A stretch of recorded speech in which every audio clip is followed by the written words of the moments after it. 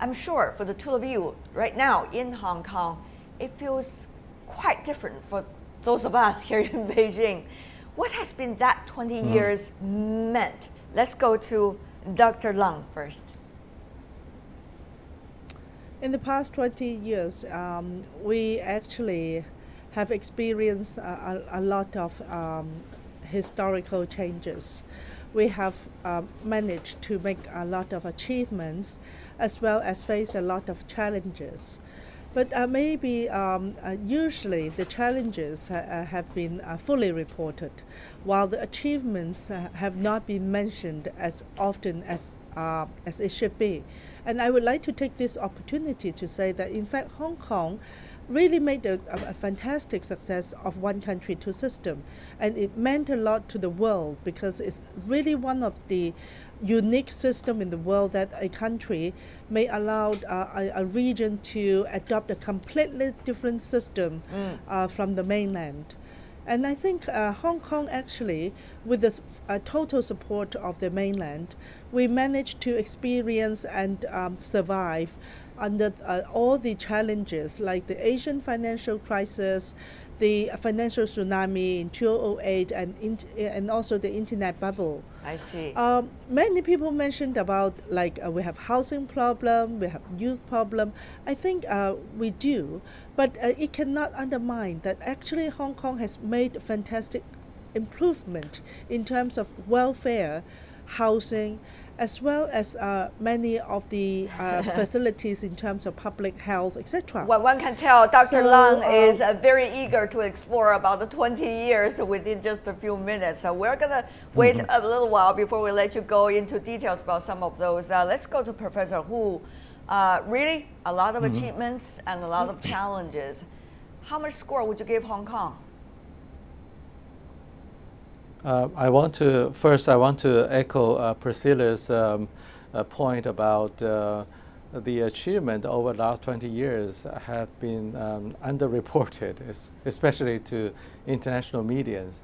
Actually, for me, it is an unprecedented experiment for China and Hong Kong to have such a unique arrangement under one country, two system formula. The formula successfully managed the return of sovereignty of Hong Kong to China, and secondly, it is I think a reasonably successful governance model for the territory's economic prosperity, and also we have very successful public policy achievement in many areas.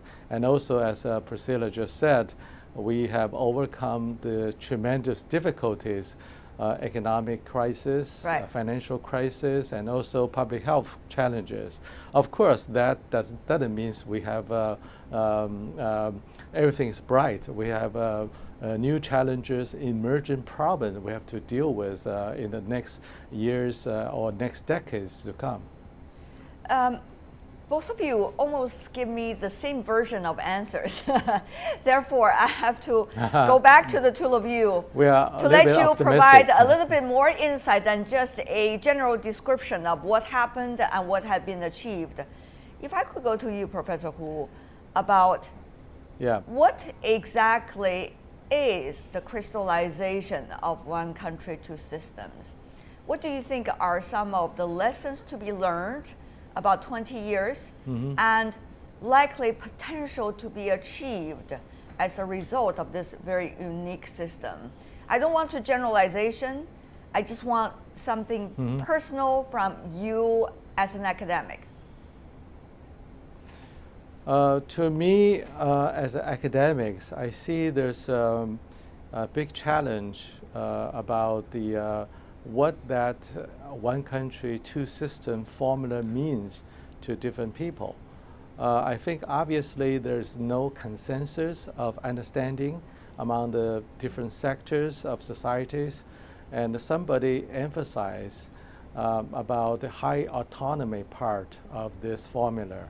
The other people may say that we are still within the one country framework. So there's a lot of debate about how we can balance the one country and two system in this conceptual framework. In fact, in the next years or in the years to come, we do have a lot of challenges and opportunities. The challenges actually can be seen. We do have a split in terms of whether Hong Kong return to China, whether some people still do not accept China in their mindset. And our education system in the past 20 years, to some extent, has faced a lot of fundamental problems. And that led to a group of our youth who became very radical. And even they talk about very radical ideas. They do not even have the identification of being Chinese. We need to address these issues very honestly and candidly.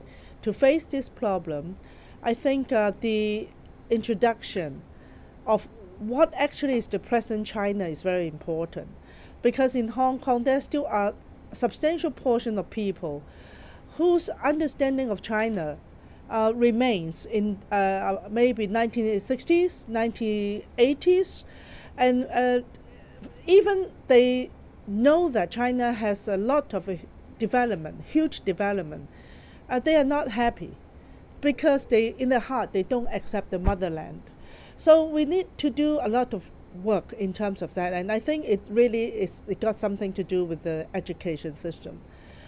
On the other hand, Hong Kong is facing challenges and opportunities while China is moving this Belt and Road Initiative, including this 9+2 concept in southern China. Hong Kong has a very, very big niche in terms of rule of law, our international financial system, low tax, etc. We are very competitive economically. But the point is, we need to grasp this opportunity. If people's mindset cannot be tweaked to jump into this economic train of China, then Hong Kong may be left behind. So we are happy. We are happy that we survive, but we cannot be too optimistic just to stay for as exactly as where we are, because the world is changing, China is changing very rapidly, and as a special administrative region, both political, economic, and social side, we need to fully understand the opportunity brought by China. I have to bring in Mr. Yang here, sitting in Beijing studio. Regarding to the debate about one China system, I think it's out of the question. That is the must for the Hong Kong's future one country two system. But regarding to the debate on this issue, I think we should look at this issue by that way. Say, number one, historically, people in Hong Kong and people in the mainland are making history, making very unique history. Actually, the one country two system is a governance innovation. Nowadays, too many people talk about innovation.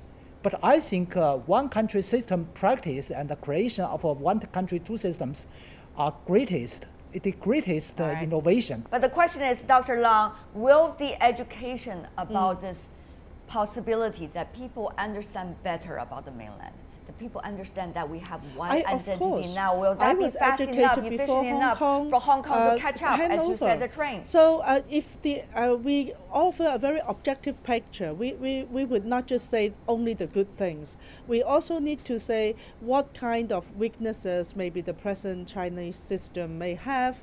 Like Hong Kong has many, we have a very strong system of rule of law and financial system.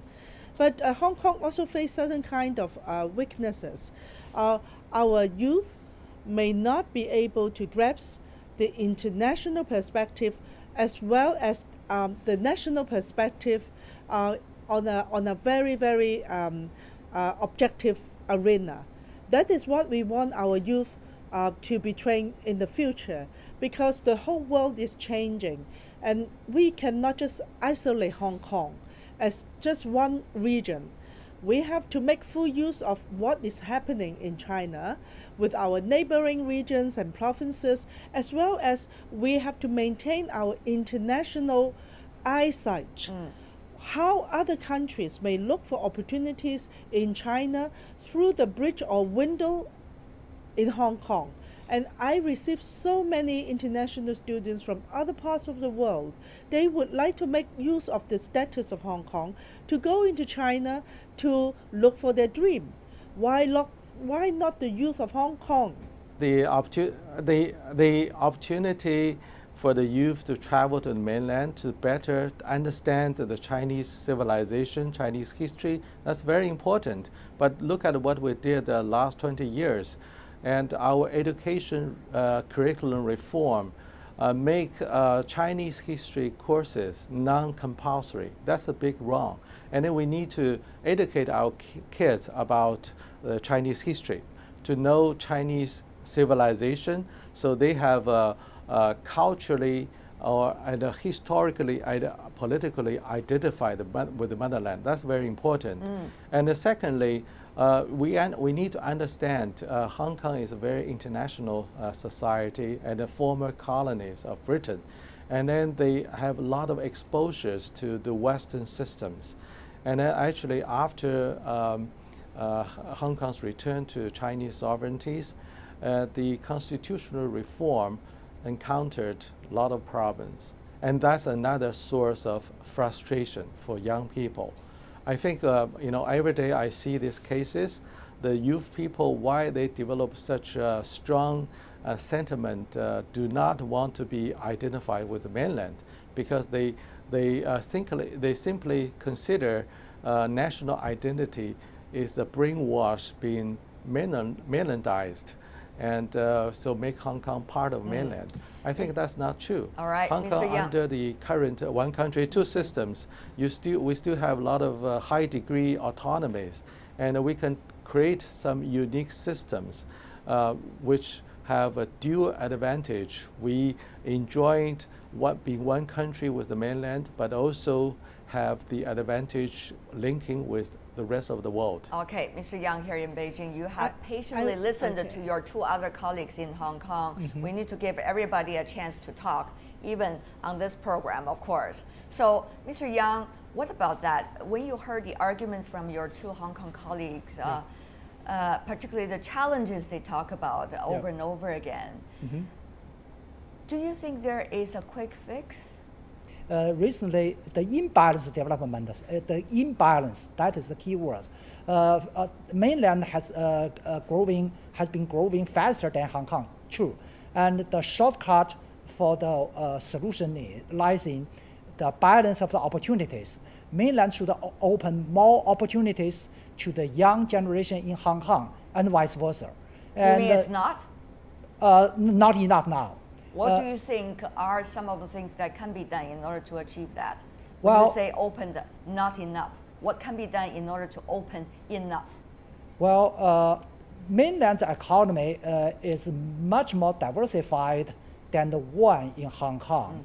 That means the job opportunities in mainland is greater than in Hong Kong. So I think the authorities in mainland should get a wider openness, including the job opportunities to young people in Hong Kong through the basic people-to-people exchanges, through education, culture, and job exchanges. And I think the one country, two system policy and the regime can be implemented better than now. Dr. Leung, only through support from the mainland will things be changed? More. Well, we have to talk, we just talk about mindset, but of course livelihood issue is the issues we need to deal with, like housing problem, elderly, retirement, and then a job opportunity, and also opportunity for create one's business, dreams. For all these, actually, it should be dealt with in parallel. In Hong Kong, we have been discussing, debating, and fighting for improvement of these livelihood issues in the past 20 years. I think Hong Kong is not a perfect place, as we need to maintain the low tax system and a capitalist system. We might not have the same kind of advantages like other places like welfare state. However, I think Hong Kong has made a lot of efforts because we are lucky enough to have huge surplus. And I do think in the next 10 years at least, the government can really spend a lot more money to reduce this kind of social problem, to narrow the disparity between the rich and the poor. However, we would like to preserve our existing system, which is good, which make us competitive, which make us an international city. Like we have to remain as bilingual system, we preserve our legal system, the rule of law. We need to preserve low tax system, free economy. This actually, I think we need to introduce broadly to our youth. I truly think that problems have been mentioned, but niche have not been mentioned. Hong Kong is not perfect. The future government need to spend more money, also need to think of how to earn more money.